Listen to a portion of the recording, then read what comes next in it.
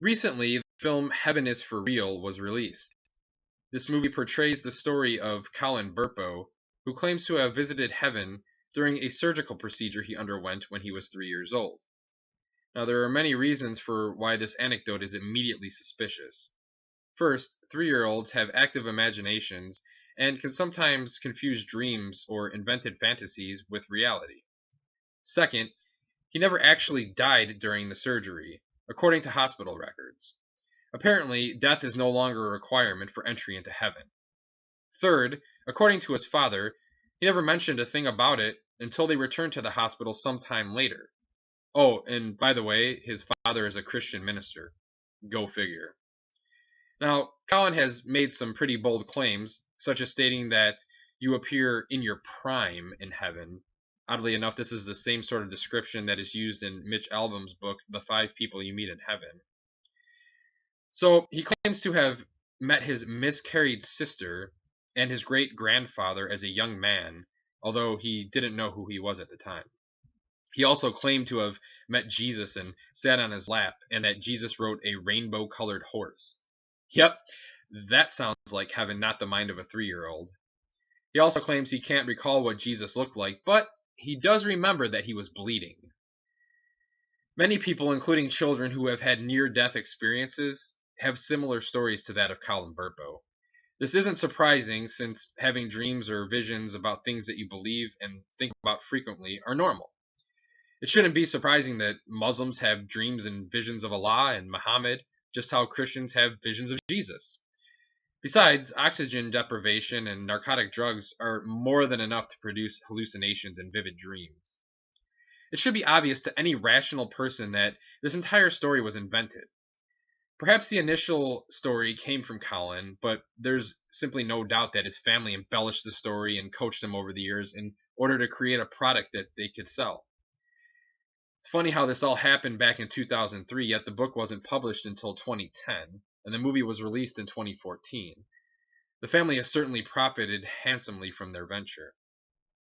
Now, setting aside the debate over the veracity of the Burpo family's claims, I'd like to move on to a general discussion about the topic of heaven. By most accounts, heaven is the realm to which human souls are welcomed after the physical body dies if the deceased has met whatever the entry requirements are. For most Christians, the criteria is simply the acceptance of Jesus Christ as your Savior. The most apparent problem with this is that unbelief is the only unforgivable sin. Any person who commits terrible acts in their lifetime, from child abuse to rape to murder, can get into heaven by simply accepting Jesus, even if it's on their deathbed. Now, perhaps there are tiers of heaven assigned according to your worthiness, but eternal bliss is really the main concern here, especially over the alternative of eternal punishment. Thus, atheists or believers of other religions cannot achieve eternal bliss after death simply because they didn't believe the right thing. This brings us to the question of ignorance. What happens to those who, by no fault of their own, live in an area where they did not have the opportunity to hear about Jesus Christ? Are they to be denied eternal bliss? If they still go to heaven, then this creates another problem. If the only thing which denies access to heaven is having knowledge and rejecting it, then the worst possible thing you can do is spread the good word. For you've now made it a requirement to accept your religion to achieve eternal bliss after death.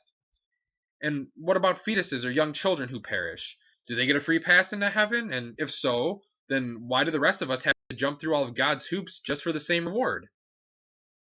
Aside from these obvious philosophical dilemmas, we can look directly into the Bible to see what it says about heaven. Now, the story of the Tower of Babel claims that mankind was attempting to reach heaven by erecting a tower that would allow them to enter it without dying or meeting the acceptance criteria. This clearly insinuates that heaven is reachable just beyond the Earth's stratosphere, or the firmament as was believed in those days. There's no getting around this. The story also claims that God struck down the tower and confused the languages of men so that they could not conspire to do this again. Not only is this a laughable attempt at explaining the origins of different languages, but mankind can translate and communicate in hundreds of languages today. Getting back to the idea of the firmament, essentially the idea is that there is a solid dome above the earth. The Bible describes the waters above the earth and waters below the earth, which would be like the oceans. The authors of the Bible clearly had no concept of anything beyond earth, and certainly not any clue about a boundless universe. To them, the sun was the great light, and the moon was the lesser light, and the stars were all even less significant lights which existed in this fixed dome. To them, heaven was outside of everything they thought they knew. It was just beyond what they considered to be the entire universe. Something else to consider is the very idea of what it would mean to go on living forever in eternal bliss. For example, is evil possible in heaven? If so, then it can't be bliss. If not, then you have no free will in heaven. Additionally, if you have knowledge of loved ones who are being eternally punished or at a minimum are not present in heaven, then how can that be bliss? Also, what occurs in heaven? Do you simply bow at the feet of God and adore Him? Do you run and laugh and play with your friends and family? What could you possibly do that would consume eternity? At some point, you'd exhaust every possible action and run out of things to do.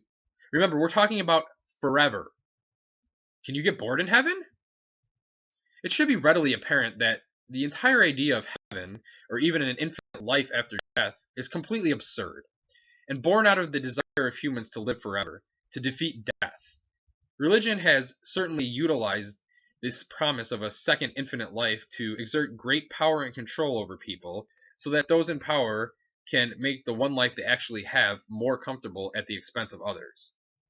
While heaven may be comforting to many, especially in times of struggle and loss, we do not have to continue entertaining such a notion just because it is comforting. Thinking that you can escape oblivion if you simply wish hard enough is foolish.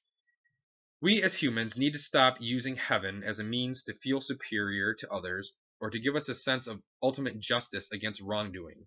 We need to simply admit that yes, heaven is surreal. I am Prototype Atheist. If you like this video, please give it a thumbs up, share with anyone else you think would be interested, and subscribe to my channel for future updates. You can also find me on Facebook at facebook.com/prototypeatheist and on Twitter at protoatheist.